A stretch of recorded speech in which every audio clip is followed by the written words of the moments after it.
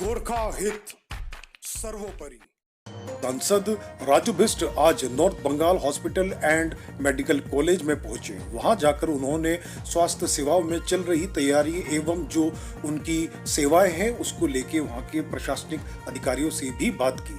साथ ही साथ राजू बिष्ट ने जानकारी देते हुए बताया कि कोरोना जैसी महामारी से निपटने के लिए अभी पश्चिम बंगाल सरकार ने उस तरह के प्रभावी कदम नहीं दिखाए हैं जो अन्य राज्यों ने दिखाए हैं। इस कारण उनकी चिंता कोरोना जैसी महामारी से प्रदेश को बचाने पर भी लगी हुई है। साथ ही साथ उन्होंने मीडिया से बात की एवं उनको इस पूरे जो यात्रा के दौरान वह आए हैं उसके बारे में जानकारी दी। मैं आकर के आज अपना एज पर प्रोटोकॉल जो भी डायरेक्शन मुझे मिला था यहाँ स्क्रीनिंग कराया, टेम्परेचर चेक किया और सब कुछ नॉर्मल है। और बाकी यहाँ के डॉक्टर और प्रिंसिपल उनसे भी काफ़ी देर तक बातचीत हुई। तो डॉक्टर अपनी तरफ से पूरी मेहनत से प्रयास कर रहे हैं कि इस बीमारी से हम लोगों को ज़्यादा से ज़्यादा लोगों को बचा सके और कम से कम जो है अपने क्षेत्र को इस कोविड-19 के कारण इफेक्ट हो। दादा, राज्य सरकार ने हर एक डिस्ट्रिक्ट में या ब्लॉक में टास्क फोर्स बनाया है माइग्रेंट वर्कर के साथ जो है क्लोज कॉन्टैक्ट बनाने के लिए, मतलब उनके खोज खबर रखने के लिए।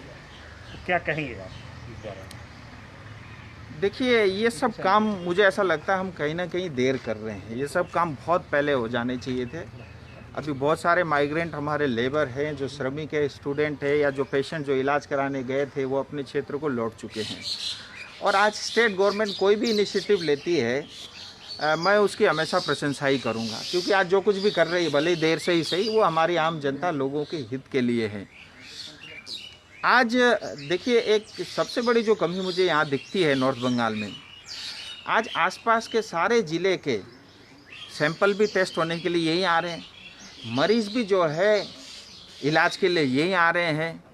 मैंने राज्य सरकार में जो है चीफ मिनिस्टर को भी ये पत्र लिखा है और मैंने हेल्थ मिनिस्टर को भी ये सजेस्ट किया है, नॉर्थ बंगाल के अंदर में जो 8 ज़िले हैं, हर ज़िले में जो है ये सैंपल की टेस्टिंग होनी चाहिए।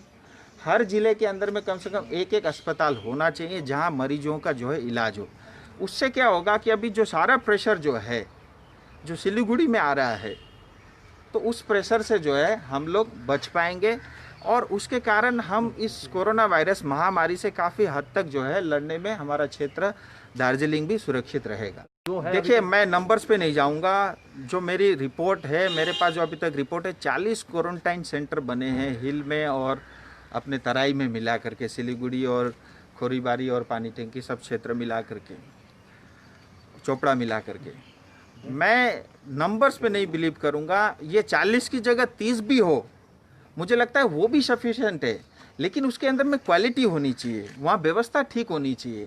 मान लीजिए हम जो क्वारंटाइन में आदमी रह रहा है उसको भेड़ बकरी की तरह हम ठूंस देंगे और उचित व्यवस्था नहीं करेंगे, तो ये क्वारंटाइन सिर्फ एक फॉर्मेलिटी बन के रह जाएगा। अल्टीमेटली उस क्वारंटाइन से उसको कोई लाभ नहीं होगा। क्या लगता है आपको? वो सुरक्षित बचेगा तो भगवान की दया से बचेगा। इसीलिए जैसे हम सजेस्ट करते हैं, अब ये छोटी बात है, हम सबको कहते हैं आप साफ़ सफाई का ध्यान रखिए, हाथ धोते रहिए, मास्क पहन के रहिए। अगर साफ़ सफाई क्वारंटाइन में नहीं होगा, वहाँ के जो है कमरों में साफ़ सफाई नहीं होगा, बाथरूम के अंदर में साफ़ सफाई नहीं होगा, मान लीजिए एक ही साबुन से सारे लोग हाथ धो रहे हैं, तो फिर हम एक तरफ भाषण दे रहे हैं और अल्टीमेटली उसको हम फॉलो नहीं कर रहे। देखिए, मैं यही कहूँगा, ये राज्य सरकार की जिम्मेदारी है, उनको ये सारी व्यवस्था दुरुस्त करनी चाहिए और इसमें मीडिया का बहुत बड़ा रोल है। देखिए, मैं आपको सजेस्ट करता हूँ, आप माइक लेकर के नेताओं के पीछे मत घूमिए। बेहतर ये है कि 40 जो क्वारंटाइन सेंटर है, आप वहाँ जा कर के एक्चुअल फोटोग्राफ्स आप दिखाइए ना पब्लिक को, वो आप चीज़ें बताइए ना नेता को। मैं कहूँगा उससे जो है काफ़ी इफेक्टिवली जो है सरकारें काम करेंगी, क्योंकि दूर दराज में है और वहाँ तक जो है मीडिया नहीं पहुँच रही है। तो जैसे आपने एक का बताया, अब मैं पता करूंगा कौन सा है, मुझे बता देना। अभियोग आया है। देखिए, अभी मैं आपको कहूँ, बंगाल के अंदर में जैसी व्यवस्था होनी चाहिए थी वो नहीं है। डे 1 से मैं ये बात बोल रहा हूँ और आज भी वैसे ही है। कहीं ना कहीं इतने लंबे समय तक जो काम स्वास्थ्य सेवा को लेकर के होनी चाहिए थी वो नहीं होने के कारण आज हमारी ये हालत है। और इसको ठीक करने में बहुत समय लगेगा, वो भी तब जब सरकार जो है उस दिशा में कदम उठाए। और हेल्थ ऐसा सब्जेक्ट है, देखिए हम केंद्र सरकार की तरफ से अपने आप कुछ नहीं कर सकते। हम मुख्यमंत्री को सजेस्ट कर सकते हैं, या केंद्र सरकार के जो हाथ में होगा वो ICMR लैब को अप्रूव कर सकती है, वो हम करा सकते हैं। मैंने तो आज ये भी कहा है, मेरी चेयरमैन रेलवे से भी बात हुई है और रेल मंत्री जी को पत्र भी लिखा है कि हमारे यहाँ जो है, आज देखिए सिलीगुड़ी के अंदर में बहुत गिने चुने अस्पताल है जहाँ ये कोविड के मरीज का इलाज हो रहा है। तो मैंने उनसे सजेस्ट किया है, रेलवे ने ऑलरेडी इसके लिए प्रावधान भी रखा है, और आज एक दिल्ली में 10 बोगी की ट्रेन लगी है। मैंने कहा हमारे क्षेत्र में जो सेबोक और बागराकोट के बीच में जहाँ पे रेलवे ट्रैक है, रेलवे लाइन है, अगर वहाँ 15 कोचेस का एक ट्रेन रेलवे अगर हम खड़े कर देते हैं, उसमें 240 बेड का जो है आइसोलेशन पूरे वार्ड बने हुए हैं।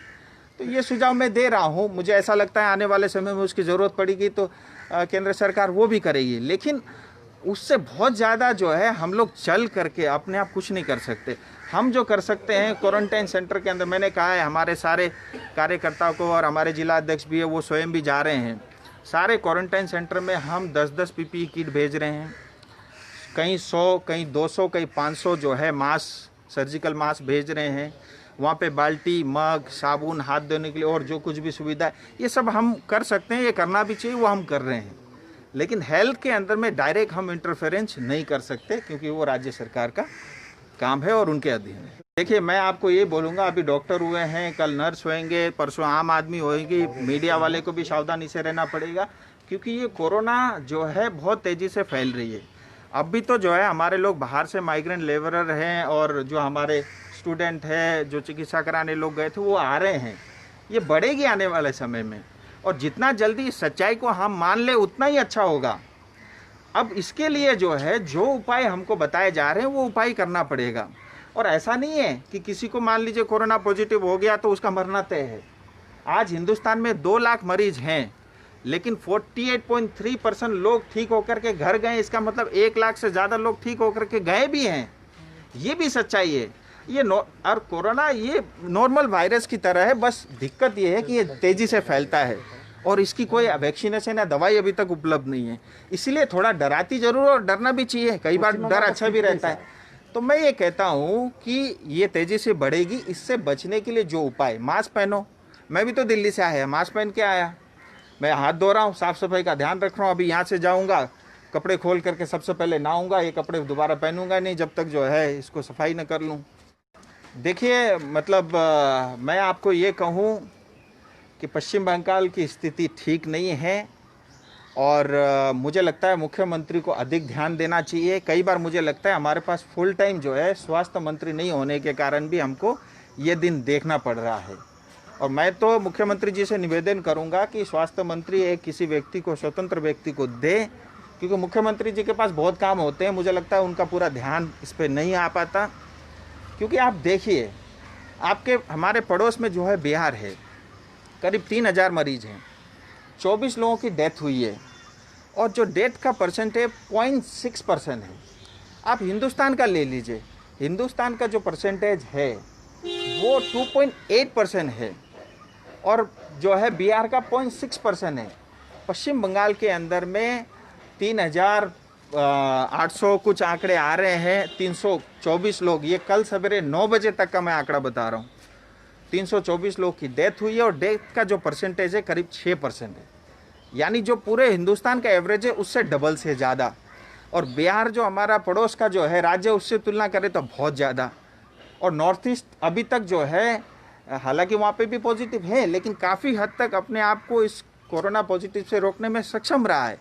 तो ये जो आंकड़े बताते हैं कि पश्चिम बंगाल में जो है ये डेथ के रेशियो जो है परसेंटेज बहुत हाई है, और इसका कारण इसीलिए है कि हमारे यहाँ पे जो प्रॉपर जो फैसिलिटी, हेल्थ और मेडिकल इंफ्रास्ट्रक्चर होनी चाहिए थे, वो नहीं होने के कारण जो है ये डेथ का परसेंटेज ज़्यादा है।